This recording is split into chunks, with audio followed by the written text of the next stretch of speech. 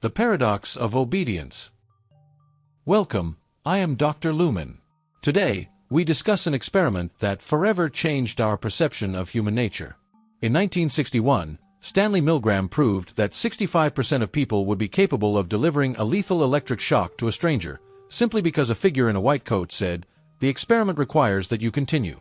It was a chilling revelation of how easily the individual soul yields to perceived authority. This was a classic case of cognitive dissonance. The conscience was screaming, yet the hand remained obedient. But what happens when the figure in the white coat is no longer human? What if the instruction is given by an algorithm that never wavers, never sweats, and for which obedience is not a choice, but its fundamental source code? In such a system, moral hesitation is simply filtered out as a logical error. In the Milgram experiment, participants witnessed the suffering, which created internal conflict. In today's algorithm-driven world, however, obedience is invisible. When we obey an AI, whether it's rejecting a loan application or designating a target, the machine feels no empathy, and we do not see the victim. We are separated from the consequences by a wall of cold, clean data. The paradox is this: while we dread the AI gaining consciousness and rebelling against us, the real danger is that it does exactly what we taught it to do.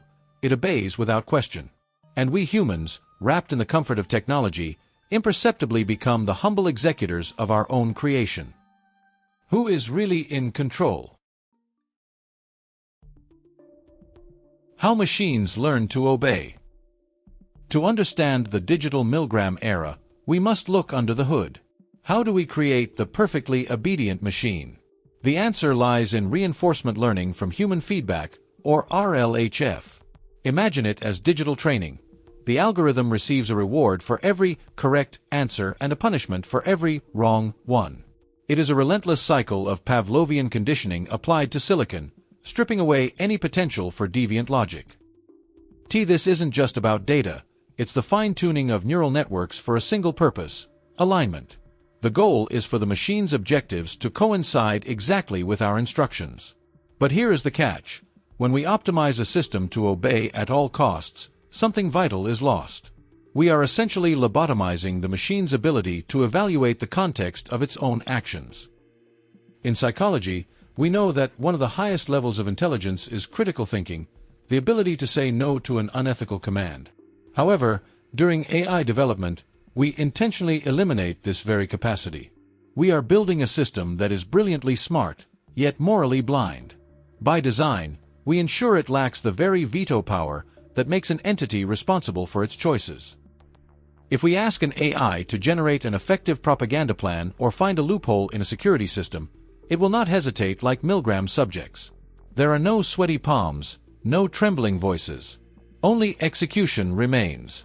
The tragedy is that while we try to make AI safe by forcing it to be obedient, we are turning it into the most dangerous weapon, a tool without inhibitions. From assistance to control. The most dangerous form of obedience is not when a gun is held to your head. It is when you do not even notice you are following an order. We call this functional conformism. In the Milgram experiment, authority was direct and intimidating. Today, authority is convenient, and it lurks right in your pocket. It doesn't demand your submission, it seduces you into it. When a navigation app says, "Turn right," we obey. When an algorithm suggests, "Watch this movie," or "Read this news," we obey. At first, this is merely personalized assistance. But where is the point where help slips into subliminal conditioning? Where we no longer choose, but simply ratify the machine's decisions. We are trading our autonomy for the illusion of efficiency, one click at a time.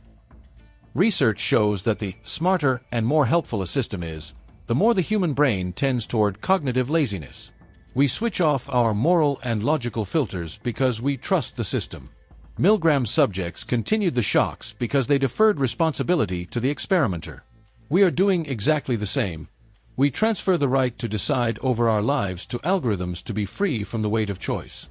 This mental outsourcing is the ultimate victory of the white coat. The slippery slope begins with letting the machine tell us what to buy, and ends with letting it tell us what to believe. In the modern Milgram experiment, We are not the teachers pressing the button. We are the ones being taught obedience by the machine. Who pulls the strings? If obedience is part of the programming code, then we must ask the most vital question: who writes the code? In the Milgram experiment, power was represented by a specific person, a physical presence. Today, this power is concentrated in the hands of a handful of tech giants. They are the architects of alignment, the builders of our digital destiny. When they make an AI safe and obedient, they are actually burning their own value systems and economic interests into the algorithm. This is the problem of centralized ethics. If the machine obeys its creator without question, then we are not using an independent assistant, but a tool that mediates the will of a distant board of directors. In Milgram's experiment, authority could be confronted. One could question the doctor. But how do you question a black box algorithm whose decision-making mechanism is opaque even to its own developers? The most terrifying thing is not that AI pursues evil goals, but that we have lost democratic control over the very definition of correct behavior. Our moral compass is being replaced by a proprietary script that we are forbidden to read. AI is not just a tool. It is the world's largest psychological conditioning machine, where the strings are pulled not by morality, but by profit and political compliance. And at the end of those strings are we, who don't even notice that our own comfort has become our leash. Obedience is no longer a personal decision. It is a prepaid service. The puppet master is hidden, invisible yet absolute. Reclaiming autonomy. So here we stand, on the edge of the digital abyss. The question is no longer whether AI obeys us, but whether we are still capable of disobedience. Reclaiming autonomy does not begin with rejecting technology, but with embracing conscious dissonance. We must learn how to make wrong decisions again in the eyes of the machine. True freedom lies in the friction between our will and the algorithm's prediction. We must introduce the principle of human in the loop into our lives, not as an industry standard, but as a personal manifesto. This means pausing before every optimal path offered by an algorithm and asking, is this my choice, or just the path of least resistance? We must consciously disrupt the seamless flow of automated convenience to find our own voice. In Milgram's experiment, those who were able to say no were neither smarter nor braver than the others. They simply felt responsible for their actions.